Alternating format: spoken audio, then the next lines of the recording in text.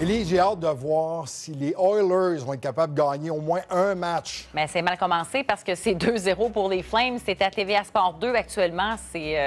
Vous voulez continuer à regarder du hockey, là? Je vous suggère fortement. Mais moi, j'ai hâte à lundi.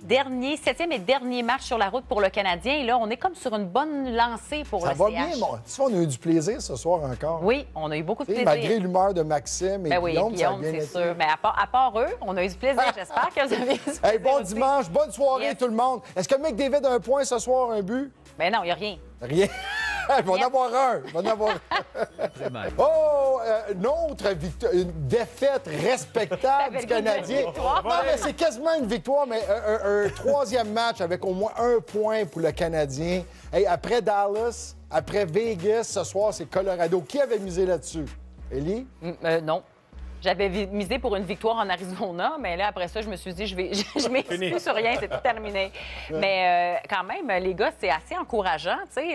Colorado, c'est quand même une équipe difficile à prendre. Après, justement, la contre-performance en Arizona, vous attendiez-vous à ce qu'on soit en mesure d'aller chercher une victoire et 2 points dans les 2 autres matchs suivants? Non, c'est assez surprenant, honnêtement, le Canadien depuis 3 matchs, de la façon que, tu sais, puis oui, on donne beaucoup de tirs, mais au final, c'est une ligue des résultats. Il faut trouver une façon d'aller chercher des points, il faut trouver une façon de monter au classement. Donc, pour le Canadien, il y a du positif, il faut en sortir. Avant, on trouvait une façon de perdre. Là, au moins, on trouve une façon d'aller chercher des points, peu importe la performance qu'on a. Comme j'ai dit, c'est une ligue des résultats. Présentement, on en a. Et il en reste 42 matchs max. Tu sais, 42 matchs à jouer. Est-ce qu'on peut parler de l'effet Kent Hughes? Non, mais il y a des gars qu'on ne voyait pas. Toffoli, entre autres, ce soir, connaît un autre bon match. C'est sûr et certain que ça pousse certains joueurs, que ce soit à mieux jouer pour rester à Montréal ou mieux jouer pour partir et se faire échanger dans une équipe gagnante.